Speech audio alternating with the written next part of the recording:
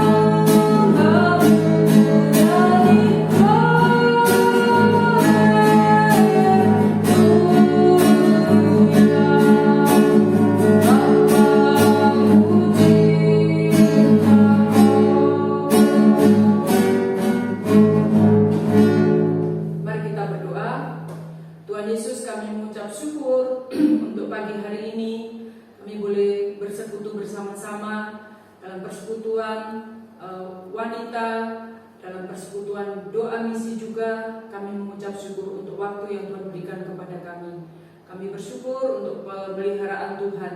Kami bersyukur untuk penjagaan Tuhan yang sempurna dalam hidup kami. Di tengah-tengah situasi dunia yang tidak menentu ini, kami boleh tetap bersyukur karena Tuhan menjadi tempat perteduhan dan kota perlindungan kami. Terima kasih Tuhan, kami akan merenungkan firman-Mu. Berkati firman Tuhan ini supaya menjadi kekuatan, menjadi dasar dalam hidup kami, untuk kami terus berbuah di dalam kasih dan anugerah-Mu. Berkati kami semua lewat firman Tuhan pada pagi hari ini. Di dalam nama Tuhan Yesus kami berdoa dan kami mengucap syukur. Amin. Nah, Ibu yang dikasihi Tuhan, siapakah di sini yang tidak pernah marah? Paling tidak satu hari kita pernah marah 2 kali, 3 kali. Nah, yang menjadi pertanyaan, apakah marah itu salah? Apakah marah itu berdosa? Nah, sehubungan dengan tema kita, ya, kita sudah belajar tentang bagaimana mengatasi kepahitan, mengatasi luka emosi, bagaimana kita belajar mengampuni, dan hari ini kita belajar lagi satu tema, bagaimana tentang kemarahan.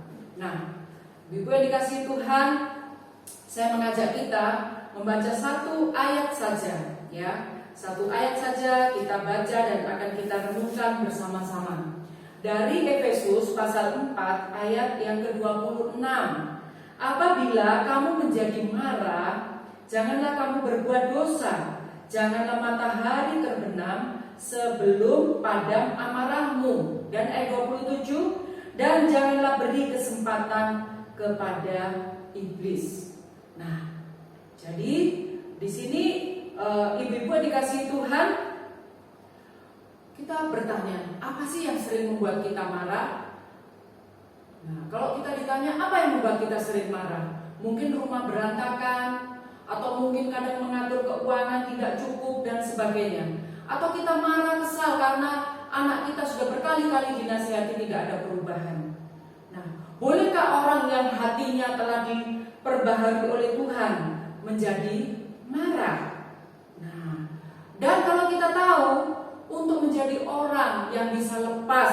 dari kemarahan itu membutuhkan satu perjuangan yang sangat keras, ya. Perjuangan yang sulit, bagaimana kita bisa menguasai diri supaya tidak marah. Nah, ibu-ibu yang dikasihi Tuhan, karakter tadi pertanyaan, boleh nggak orang yang sudah hatinya diubahkan Tuhan, mengalami pemulihan dari Tuhan, itu marah? Nah, jadi kita akan melihat orang yang hatinya sudah diubahkan oleh Tuhan, yang sudah mengalami pemulihan dari Tuhan, itu memiliki satu karakter yang khusus, ya. Bagaimana menghadapi kemarahan.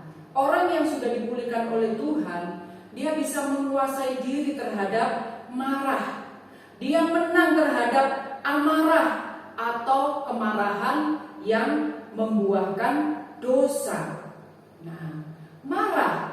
Nah, apa dan mengapa kita harus marah? Di sini dikatakan, apabila kamu menjadi marah, janganlah kamu berbuat dosa. Jadi di sini kita itu wajar marah. Tuhan Yesus pun marah menegur orang-orang pedagang-pedagang di bait suci. Tetapi di sini yang pertama kita belajar tentang kemarahan adalah ketika saya dan ibu-ibu marah, janganlah berbuat dosa. Apa arti berbuat dosa di sini? Janganlah marahmu itu marah yang berlebihan, ya, marah yang berlebihan. Dan di sini arti marah adalah supaya dalam kemarahan itu kesalahan atau tabiat dosa itu boleh dirubahkan. Bagaimana ketika kita marah supaya saat kita marah atau orang yang kita marahin itu ada pertobatan. Bukan marah untuk melampiaskan emosi kita. Kita senang kalau sudah marah, puas, tapi orang lain terluka. Maka di sini arti jangan berbuat dosa adalah marah itu adalah marah dalam kontrol Tuhan. Sehingga marah itu menghasilkan satu perubahan atau juga satu pertobatan. Jadi jangan juga akhirnya karena kita marah, kita melukai diri sendiri, melukai orang lain. Jadi dalam kemarahan itu, saya marah kepada anak saya marah kepada dia, saya peluk dia, saya marah kepada kamu, supaya kamu tidak mengulangi kesalahan yang sama. Itulah dikatakan arti marah yang janganlah berdosa. Ya, apabila kamu marah, janganlah berbuat dosa. Atau ketika kita marah tanpa kontrol, ya, kita mengeluarkan kata-kata yang melukai diri kita, melukai orang lain, atau kita mungkin tanpa kontrol kita marah dengan memukul, dengan membanting dan sebagainya. Dan itu sudah kita bahas dalam luka emosi, ya. Marah yang tidak terkontrol itu menimbulkan luka emosi dan sulit untuk bisa mengampuni ataupun diampuni. Nah, jadi ini yang pertama, ibu-ibu yang dikasihi Tuhan. Marah itu seperti burung boleh terbang di atas kepala kita, tapi jangan sampai burung itu bersarang di atas kepala kita. Itulah arti marah yang tidak berdosa. Kita segera sadar, kita segera menguasai diri kita. Ketika kita marah, kita bisa mengontrol diri kita ketika kita marah dan tidak berdosa. Ya. Kemudian dikatakan di sini, janganlah kamu marah, janganlah sampai matahari terbenam. Artinya kita marah kalau sampai matahari terbenam, itu kesalahan kita, karena kita membiarkan amarah itu menjadi kegeraman, mendekam, bercokol di dalam hati kita. Maka di sini dikatakan sebelum matahari terbenam, ketika kita marah, hati kita tersulut oleh kemarahan, itu harusnya kita menenangkan diri, ya. Sebelum malam hari, tenangkan diri, kita berdoa, ya. Dan juga kita berdamai dengan orang yang sudah berbuat salah kepada kita. Karena apa? Kalau tidak, dikatakan akan terbuka celah atau pintu yang lain, akan terjadi kegeraman. Maka di sini dikatakan janganlah sampai matahari terbenam sebelum padam amarahmu. Artinya, sampai sebelum matahari terbenam itu, jangan amarah kita itu memanas, ya, memanas seperti api yang kecil akhirnya membesar. Nah, sebelum memanas menjadi kegeraman, menjadi benci, menjadi kepahitan, sebelum itu merembet kemana-mana, padamkan amarah itu. Bagaimana caranya? Caranya kita berdoa, Tuhan, saya sudah marah, kuasai hati dan pikiran saya. Selesaikan dengan orang yang sudah berbuat salah kepada kita. Kita memaafkan dia. Kita juga minta maaf, ya, memaafkan dia, dan supaya orang yang kita tegur itu juga berdamai dengan kita. Nah, jadi ini prinsip yang kedua. Prinsip yang pertama tadi, kita boleh marah tapi jangan sampai berbuat dosa. Kita boleh marah tapi jangan sampai matahari terbenam. Artinya sebelum marah itu berkobar-kobar, menjadi lebih besar, merembet ke hal-hal yang lain, segera padamkan di dalam pertolongan Tuhan. Karena hati kita sudah diubahkan oleh Tuhan. Kita punya Roh Kudus memberikan kuasa kepada kita untuk kita menang terhadap diri kita. Yang ketiga, ketika kita marah, jangan berikan kesempatan itu kepada iblis. Artinya, marah yang kita pendam, yang tidak bisa kita sampaikan, kita komunikasikan, itu akan memberi kesempatan kepada iblis untuk masuk dan menguasai hati dan pikiran kita dengan hal-hal yang negatif. Sehingga apa? Kita benci. Dalam kemarahan itu kita mulai merencanakan kejahatan. Kita mulai berpikir yang jahat. Jadi ketika kita marah, jangan sampai dosa-dosa yang lain itu masuk, menguasai kita, dan kita lakukan. Karena apa? Yang senang adalah iblis. Itulah pekerjaan iblis, ya. Dia menggiring saya dan saudara supaya dari kemarahan itu merembet ke dosa yang lain. Jadi artinya di sini dikatakan janganlah beri kesempatan kepada iblis.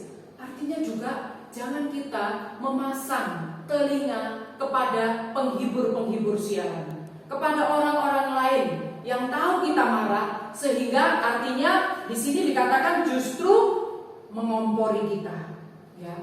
Jadi yang harus kita ingat, amarah itu adalah sisi bahaya dalam kehidupan kita yang perlu kita kendalikan, seperti api. Sebelum membesar harus segera kita padamkan.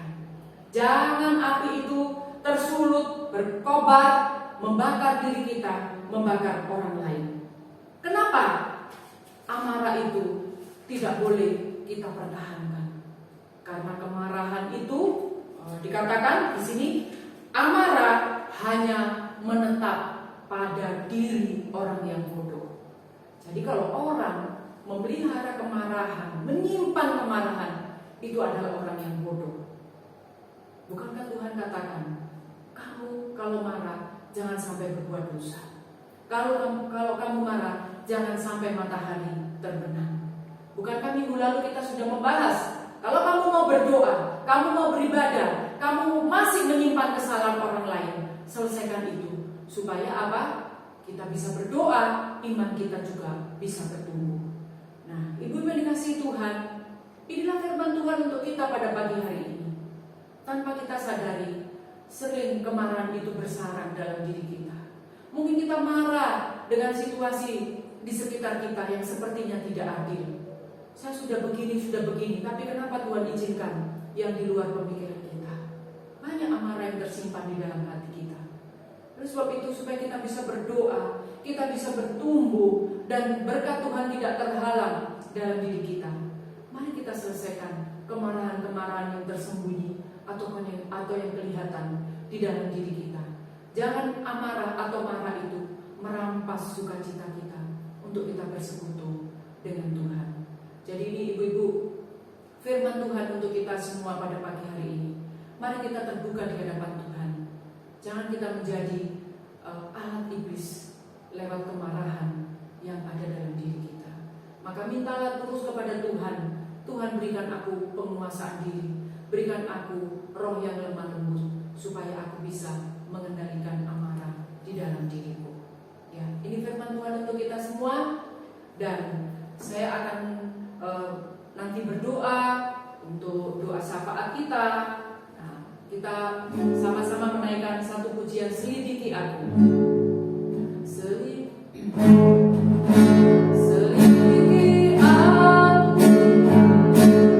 lihat hatiku, apakah ku sungguh mengasihi Yesus, oh yang Maha tahu dan menilai hidupku.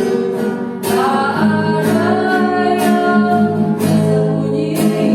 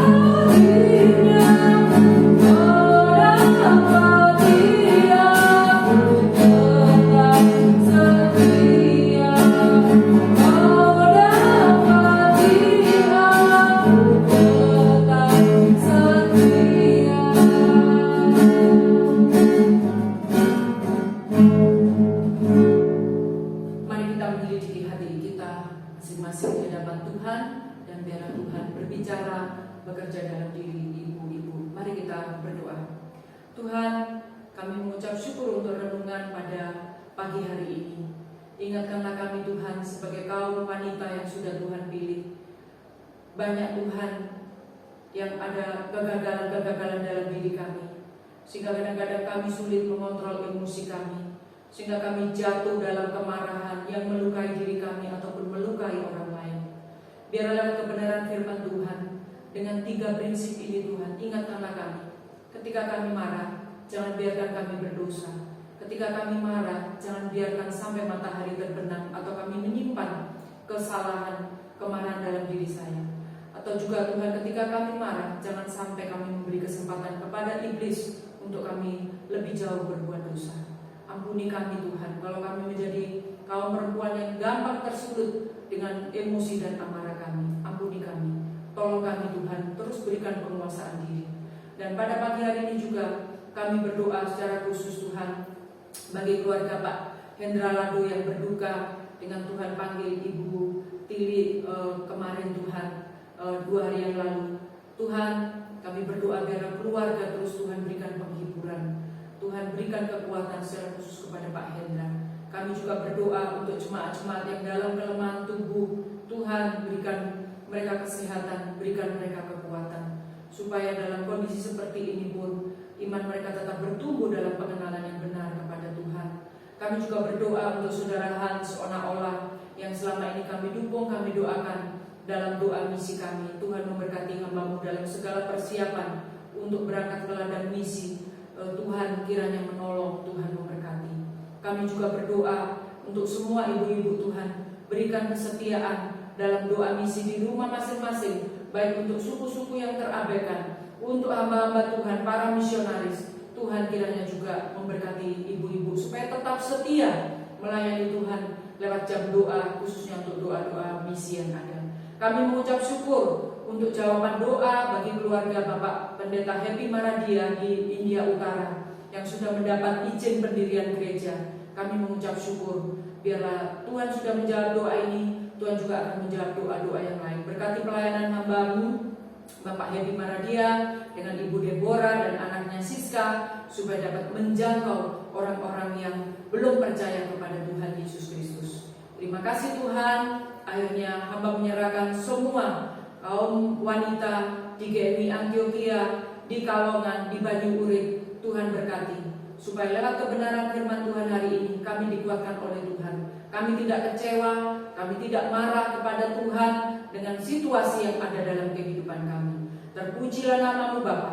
Kami mengucap syukur, kami berdoa dan hamba menyerahkan semua ibu-ibu ke dalam tangan pengasihan-Mu. Di dalam nama Tuhan Yesus kami mengucap syukur dan kami berdoa. Amin. Amin. Tuhan Yesus memberkati ibu-ibu. Sampai minggu depan, karena 2 minggu ini kita tidak ada persekutuan karena ada PPKM. Tetap semangat, tetap setia melayani Tuhan. Tuhan Yesus memberkati.